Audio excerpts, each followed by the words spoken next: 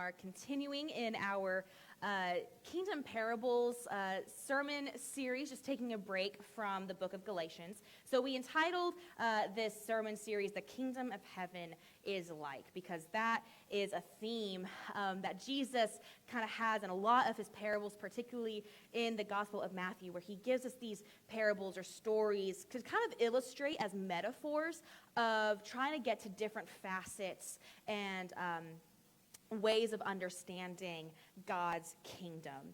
And so this morning, we are going to be in the Gospel according to Matthew.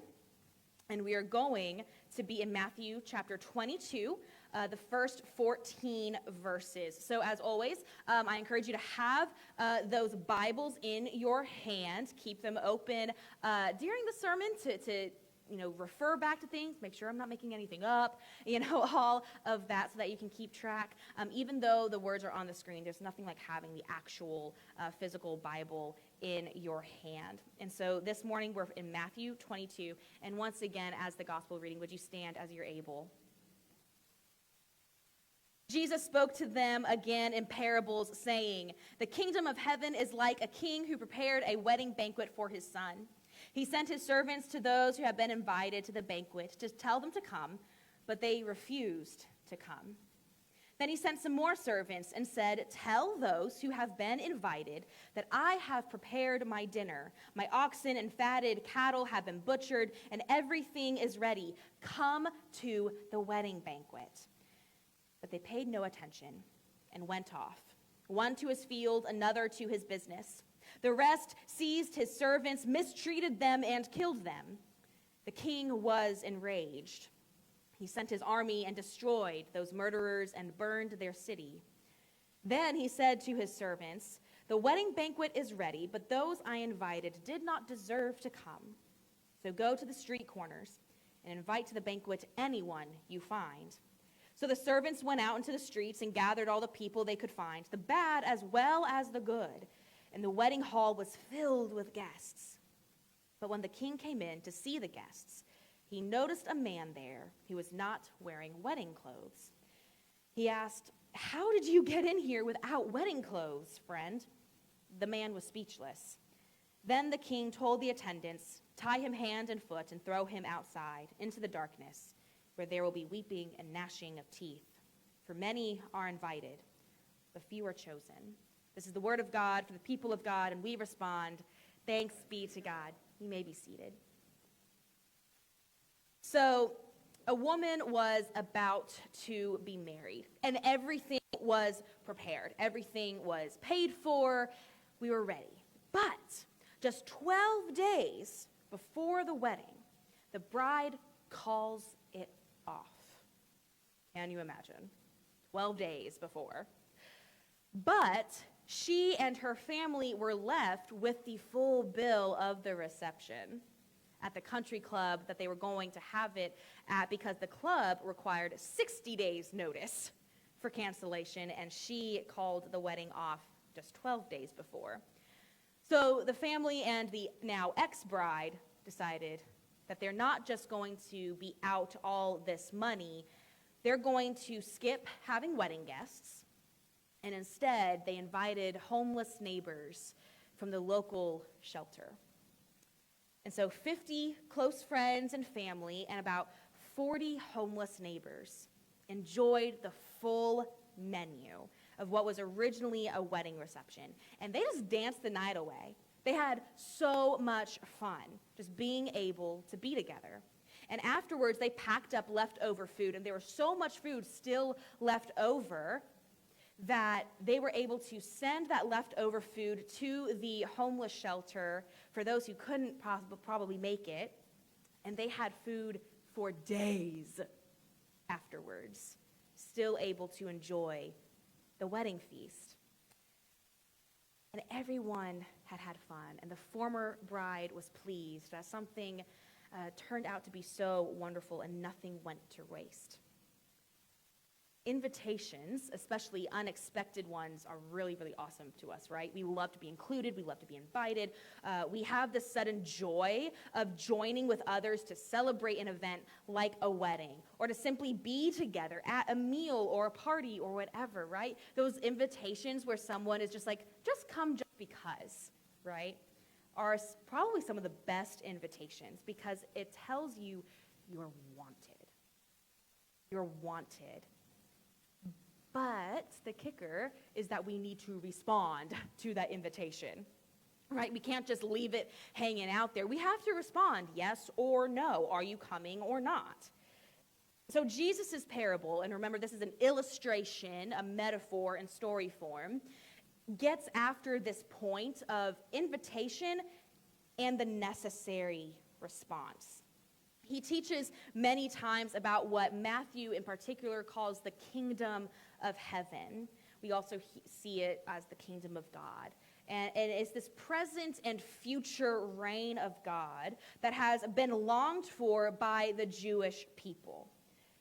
But Jesus is correcting their perceptions of what does this kingdom actually look like and what does it entail to get there. Jesus gives us these stories in order to help describe the indescribable, to bring the holy into our everyday lives and situations and our everyday language. The kingdom of heaven that we need to understand is not merely physical, right? It's not it's not a geographical point necessarily, like Pastor Taylor has explained before, but it's a kingdom that is spiritual. There is a physical element to the kingdom, right? That when Jesus comes back, the world will be renewed. We're not just going to be these spiritual beings floating in space, but we're actually going to be on a renewed creation. But there is spiritual. Jesus tells Pilate, right, that his kingdom is not of this world. Jesus' kingdom is not coming with force and might and power like we might anticipate the kingdom to come. But it's a renewing of the created world, the way that it was supposed to be. So it's important for us to know that the kingdom of heaven is both present and future, what we like to call an already not yet thing, right? We get glimpses of the kingdom right now as Christians, as believers in Jesus Christ, but there's also a not yet component. It's not fully here yet.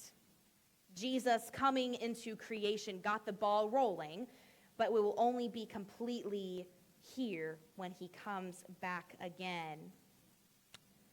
And he's going to claim the church and fully reign in all of his authority and glory and power. So a kingdom and a king. I want to maybe address some of this language. It feels counterintuitive to us, right? Having a kingdom and a king reigning over us, it feels weird to us as Americans, right? Because we had a whole war about overthrowing a king. We like our individuality. We like our freedoms. We like our democracy. We all want to have a say, right? And nobody better tell us what to do. But that's exactly what we get with Jesus. He's the one who gets the final say, not us. He's the one who tells us how to live our lives because he knows there's so much better for us in his original design. He wants us to get even just a glimpse of that beauty, of what it means to truly be human as we were created to be in his image, right? Then continuing to live in the broken cycles. When we live under Christ's rule, in his kingdom, we actually are more free than we are if we live outside of his kingdom. And I want to be clear, there are, in a way, two kingdoms that we can choose to be a part of. There's the kingdom of Christ, where we are more free and more human than we could ever imagine, and there's the kingdom of darkness. And there's a ruler there too. and it wants to keep us captive by making us think that we're free when really we're in chains. God calls us to be truly free, to live in the peace of his kingdom that he's continuing to build and make known through his church, right? We don't build the kingdom. God's building the kingdom. But we get to make it visible to everybody. So this morning, I just want to kind of go through this parable and kind of just break it down a little bit of what the kingdom of heaven is like when it looks like a wedding feast, a wedding banquet, or a reception. So perhaps, obviously, we might have quickly picked up, right, that the king, who is the father of the groom, is understood to be God the Father, right? We're following that? God sends out invitations to the heavenly banquet of fellowship in his kingdom to the people who are supposed to be there from the start, the people of Israel. Yet we see here that the first possible response to God's invitation is rejection. We're allowed to reject his invitation.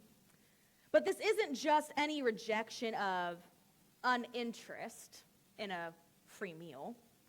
This is a rejection that is loaded with excuses. The original invited guests deem the feast unimportant in their list of things to do. They have better things to do that will, in their mind, make their lives better. One person has to tend to his farm. The other person has business to conduct. And other people just don't care, and they want to mistreat the messengers. God invites us into his presence daily. Not just at big events, not just on Sunday mornings, and not just at Christmas and Easter, but every single day. And it's easy in our culture to make excuses, isn't it? We're all busy. We all have busy lives. But if we applied the logic of excuses that we use for church or spending time in devotion or Bible reading or in prayer to other parts of our lives, it would make no sense. Take, for example, washing up. If we refused to wash because, I was forced to wash as a child and I really don't want to anymore. Or soap makers are just after your money. What if we said, I only wash up on special occasions like Christmas and Easter? We might say, I used to wash up, but it got boring, so I stopped. Or I'll start washing when I'm older and I'm dirtier. Or we might say, I can't spare the time to wash up.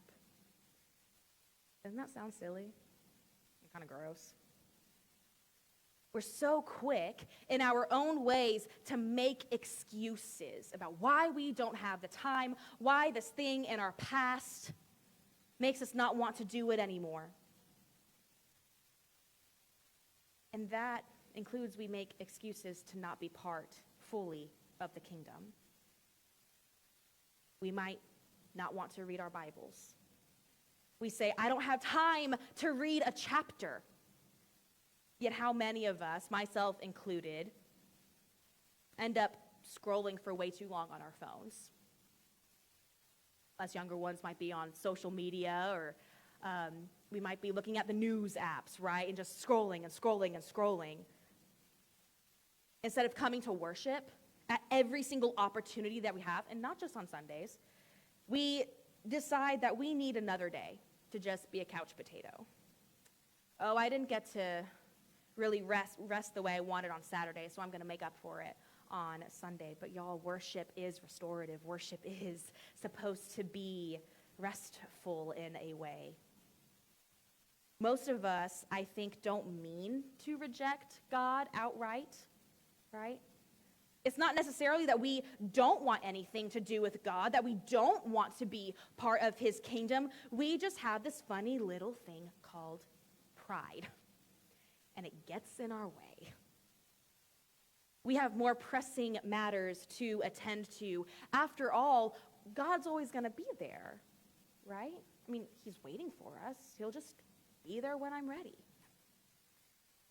Maybe on the flip side of pride, though, we might think that we're not good enough to come to him and receive the blessing and fellowship that the King of Kings is inviting us to. And so we would rather focus on making ourselves presentable, making sure that we have something to show for our lives to prove that we've done enough to earn a place at the table, right? So on one side, we have pride, and we think that, we just have too much going on. We can't make time. But on the other side, we might think that we aren't doing enough, and we have to earn our place. And that's usually when, as we see in Jesus' words, God will get rid of the distractions. God will get rid of the distractions for us to finally listen. To get our attention, God will tear down in order to rebuild. He will destroy the kingdoms we have made in our own image so that we will finally look up and see the kingdom of God that is so much more rewarding and everlasting, and is much less of a burden than any kingdom we might build for ourselves. Another way we might respond to God's invitation is kind of a half-hearted acceptance. Okay, so we don't want to reject him, but we want to accept, but it's going to be half-hearted. See, God is reaching out to all of humanity, and he extends that invitation over and over and over again, just like our king for the wedding banquet. If people say no, that's their choice. He wishes they would come, but God's not going to force them. If people say no, that's their choice. And he'll continue to invite others, including those we wouldn't expect to be invited into that space.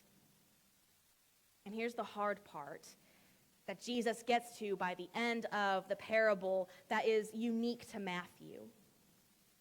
If the guest isn't properly dressed, isn't properly prepared, then he's thrown out. And this part of the story is kind of hard to understand maybe, because we think, well, why is he thrown out? He responded to the invitation of the king, right? Why is the king now throwing him out? That's kind of rude.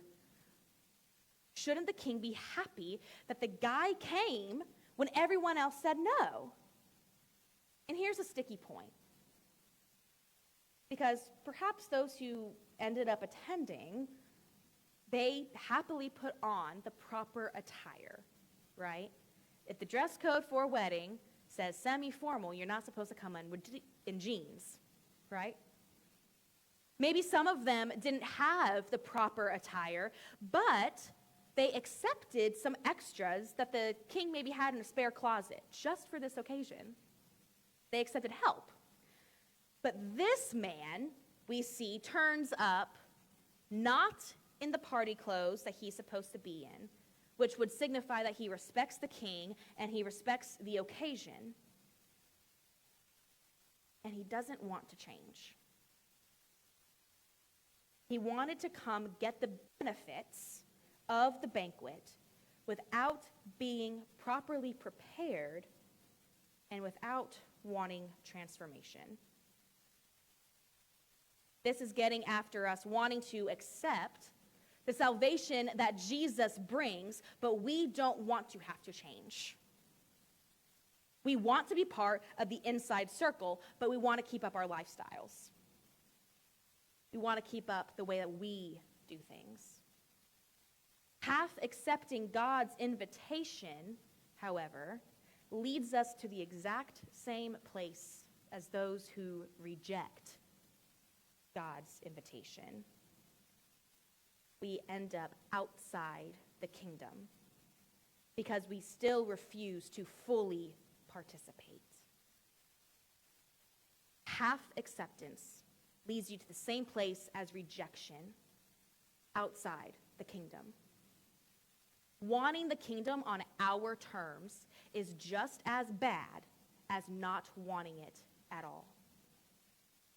We still feel like we have to earn it somehow, or maybe we feel that we're fine just the way we are.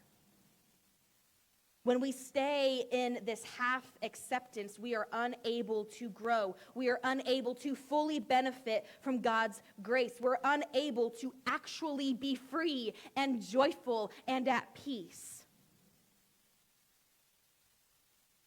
Pastor Taylor, as y'all are very well aware of by now, is in the National Guard, and he's been in for 16 years now, and his original training is in EOD, Explosive Ordnance Disposal, so a bomb tech. And you can see why I was nervous when he and I dated, right? It's really serious, and it's rigid training because you don't want to make mistakes with things that go boom. Part of being in the EOD is wearing a special suit. The soldiers have to be able to move and operate in a 90-pound, sweaty, bulky suit, all while moving quickly yet carefully through dismantling explosives. Without the proper protection, and without the proper training, and without the proper mindset, Taylor wouldn't be able to handle the bomb. And he could actually put himself and others in danger if he was unwilling to do the hard work. Likewise, we can't merely accept the invitation to salvation, but we must be willing to truly know God as the host and king. We should come ready not just to accept the original invitation to the feast, but we should be willing to accept the assistance, the call to transformation that comes with it. So we have rejection, we have a half acceptance, and there's a third option, full acceptance. This is the best response, by the way. We can fully accept God's invitation to the kingdom banquet. That means we accept his invitation to salvation from sin and death. We accept to join him in making his kingdom visible now in the present and to be with him in full in eternity. And when we fully accept the invitation, we are saying we want to be changed. We want to be different. We don't want to stay the same.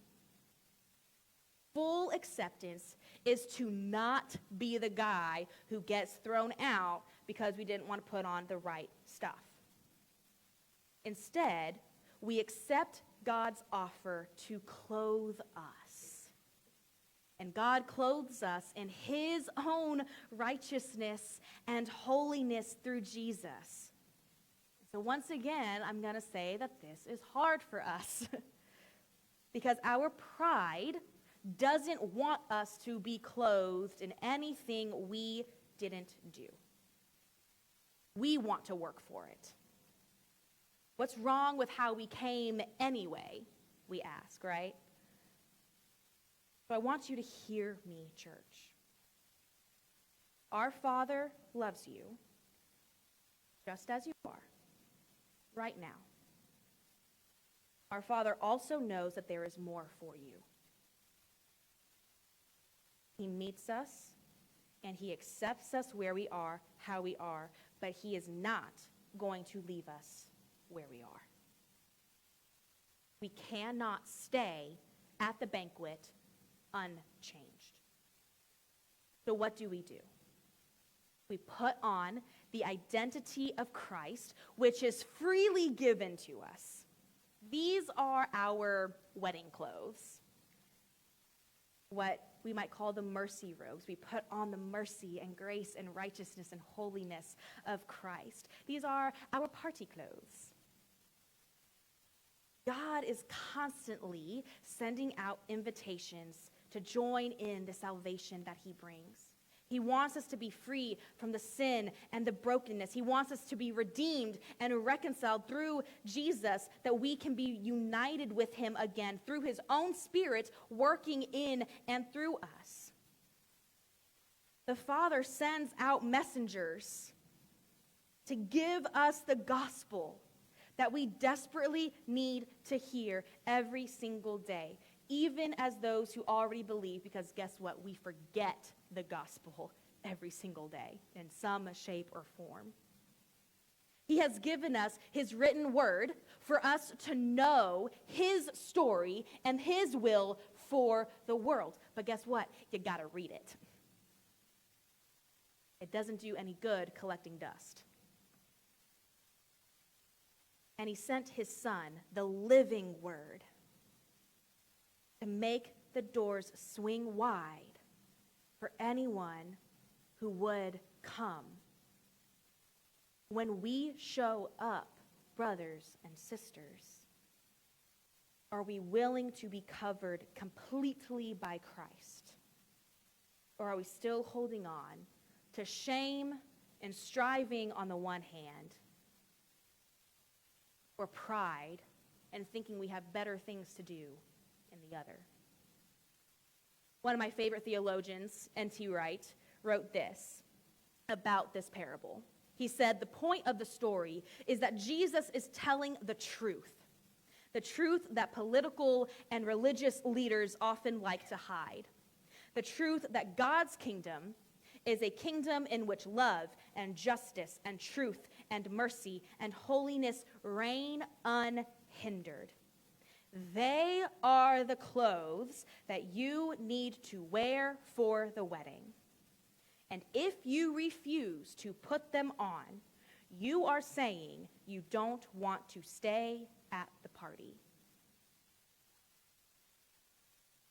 The kingdom of heaven is where love, justice, truth, mercy, and holiness reign. These are our clothes for the kingdom. And we don't come up with it ourselves, but it is a gift of the one who invited us in the first place. He makes it easy to be prepared. He makes sure that we have the tools to be ready to come and join. Remember that bomb suit I told you that Pastor Taylor has to wear? He can't put it on by himself. It would be too much, too heavy by himself. He has to have help putting it on and then taking it off. We are clothed with Christ's love and holiness, not our own. And we don't get there by ourselves. That's why Jesus came to die and rise again in the first place. So this morning, I hope that we each decide to fully accept the invitation to the kingdom feast that God sends each one of us every single day.